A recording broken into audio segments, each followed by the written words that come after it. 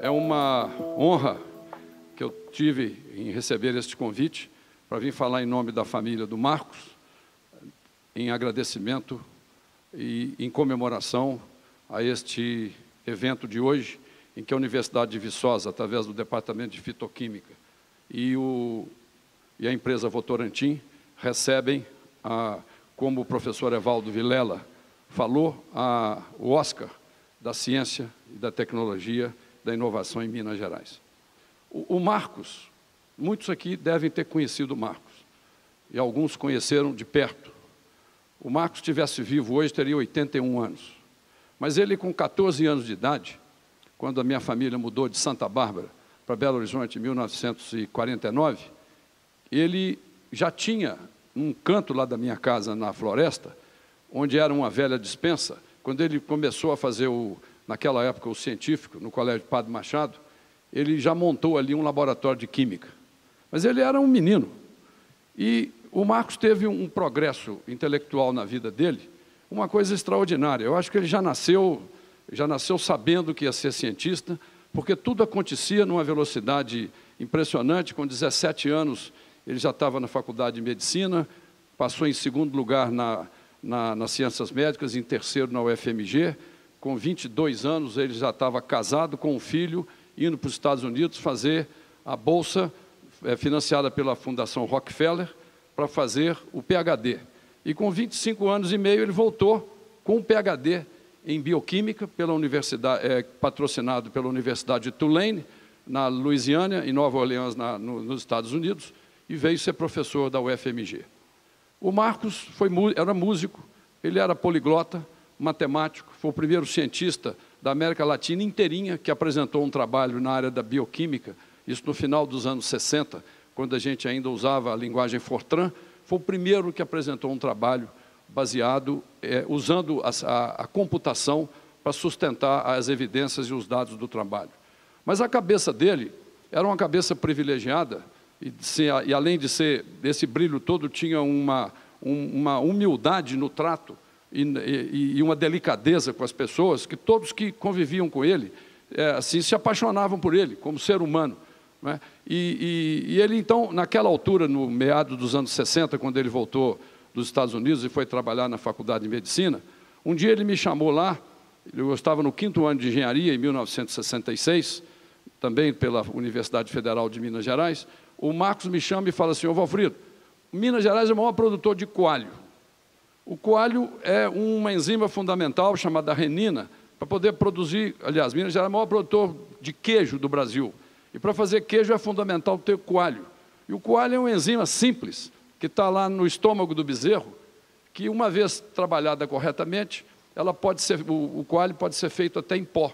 E nós importamos tudo da Dinamarca. Ele falou: já que você está fazendo engenharia química e está formando esse ano, você não topa nós começarmos aqui um projetinho para a gente examinar esta enzima?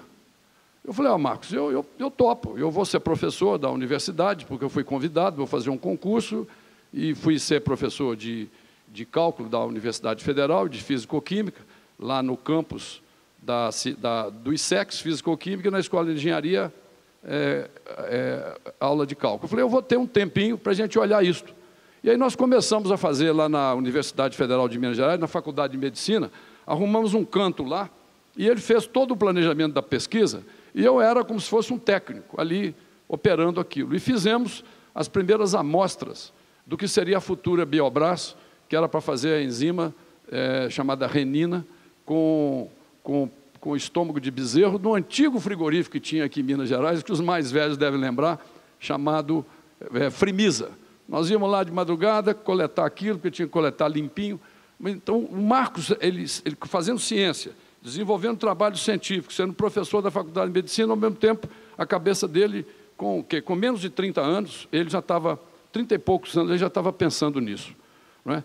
Aí as coisas avançaram, em 72 nós fizemos a Biobras como empresa, e em 1979 fizemos uma joint venture com a Lilly, Eli Lilly Company, começamos a produzir insulina em Montes Claros em 1980, Depois a Lilly saiu em 84, nós desenvolvemos a tecnologia da formulação da insulina. Em 1990, ele vira para nós na reunião do Conselho de Administração e diz: essa tecnologia que nós produzimos insulina hoje, daqui a 20 anos ela está morta.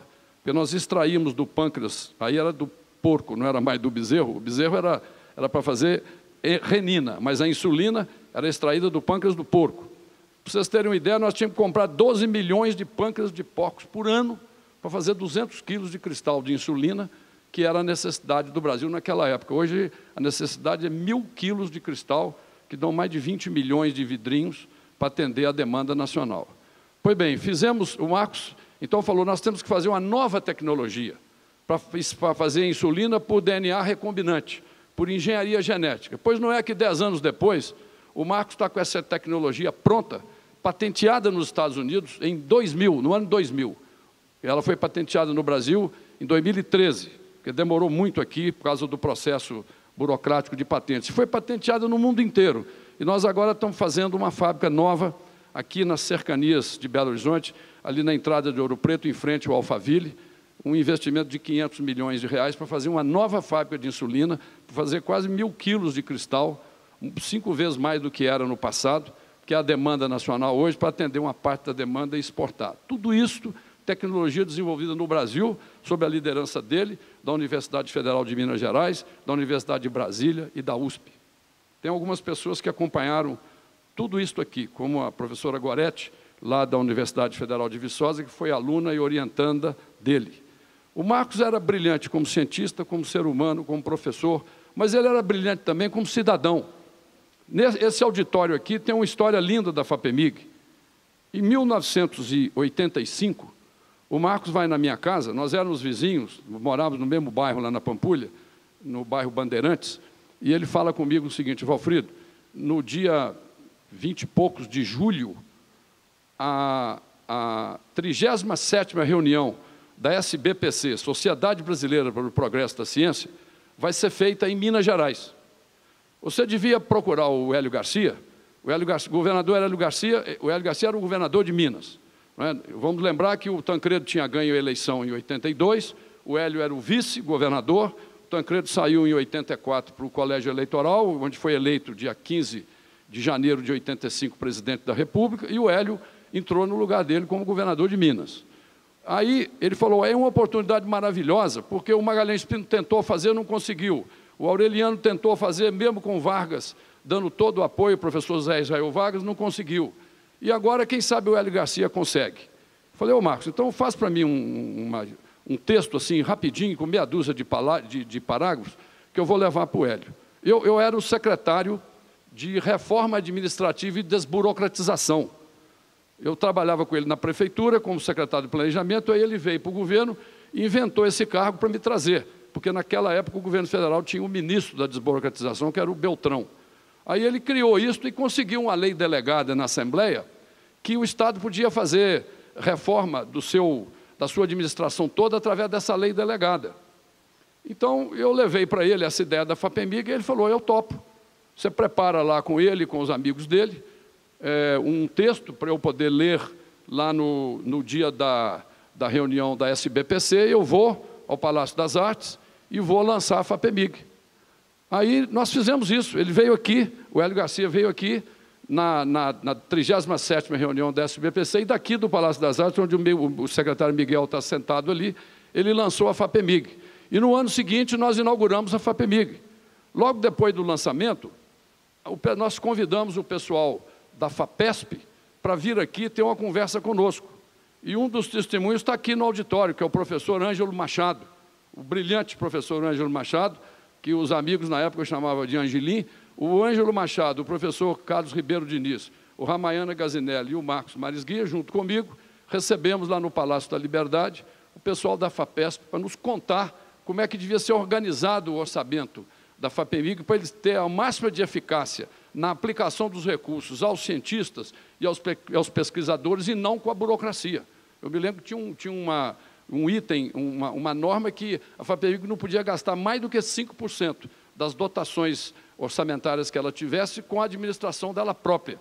E, no mínimo, 95% aplicando em bolsa de iniciação científica, em bolsa de pesquisa. Na época tinha uma discussão política muito séria de pesquisa pura e aplicada, mas a intenção era toda na pesquisa, antigamente chamada de aplicada, que hoje o nome certo é inovação, você pegar o conhecimento e colocar à disposição da sociedade como um todo, não é? E com isto, a FAPEMIG foi criada em 86, com a Lei Delegada número 10, feita por nós lá na Secretaria da Reforma Administrativa, e eu tive a sorte até de, no dia que ela foi lançada, eu estar ocupando também o cargo de Ciência e Tecnologia, e o Marcos, o professor Diniz, o professor Gazinelli e outros foram membros do primeiro conselho da FAPEMIG. Mas se a FAPEMIG tem um pai, esse pai é o Marcos, porque foi ele que foi lá na minha casa para eu falar com o Hélio Garcia, para o Hélio Garcia vir aqui se comprometer.